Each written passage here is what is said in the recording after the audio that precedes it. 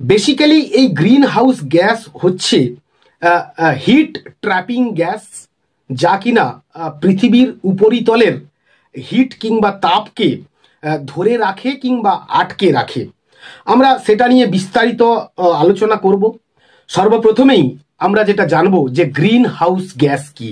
Green house gas basically বায়ুমণ্ডলের উত্তাপকে শোষণ করে পৃথিবীর পরিমণ্ডলে কিংবা পৃথিবীর বায়ুমণ্ডলে একটা অতিরিক্ত উত্তাপ সৃষ্টি করে এবং সেগুলো আমাদের কিনা এই পৃথিবীর জন্যে অত্যন্ত হার্মফুল বলে আমরা জানি।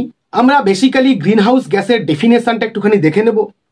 গ্রিন হাউস গ্যাসেস আর gases in earth's atmosphere that trap heat creating the greenhouse effect which warms the planet.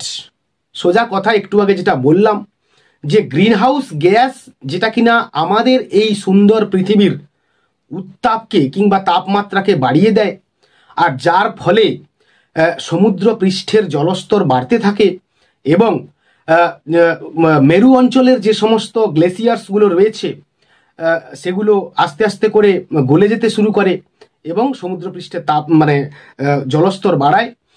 ফলে আমাদের আগামী দিনে সুনামি কিংবা জলোচ্ছ্বাসের সম্ভাবনা অত্যন্ত যে প্রকট করছে সেটা বলার কোনো অপেক্ষা রাখে না।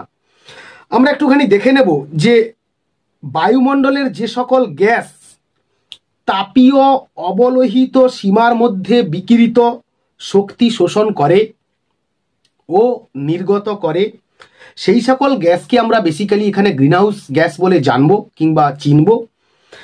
পৃথিবীর বায়ুমণ্ডলে প্রাথমিক গ্রিনহাউস গ্যাসগুলোর মধ্যে রয়েছে জলীয় বাষ্প বা water vapour, carbon die oxide, methane, nitrous oxide এবং ওজোন।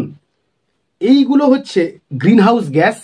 এছাড়াও পৃথিবী পৃষ্ঠের গড় তাপমাত্রা হতো, অর্থাৎ গ্রিন হাউস গ্যাস ছাড়া পৃথিবী পৃষ্ঠের তাপমাত্রা হতো -18 ডিগ্রি সেলসিয়াস কিংবা 0 ডিগ্রি ফারেনহাইট, যা বর্তমানে 15 ডিগ্রি সেলসিয়াস বা 59 ডিগ্রি ফারেনহাইট। সৌরজগতের বিভিন্ন গ্রহ যেমন মঙ্গল, শুক্র ইত্যাদির বায়ুমণ্ডলেও বিভিন্ন গ্রিন হাউস গ্যাস আমরা রয়েছে বলে জানতে পেরেছি। নেক্সট আমরা চলে আসব এই সমস্ত গ্রিন হাউস গ্যাসের নাম এবং সংকেত বা সাংকেতিক চিহ্ন নিয়ে। কার্বন ডাই অক্সাইড আমরা সকলেই জানি, ছোটবেলা থেকে পড়ে এসেছি, CO2, মিথেন CH4, তোমরা এগুলো ক্লাস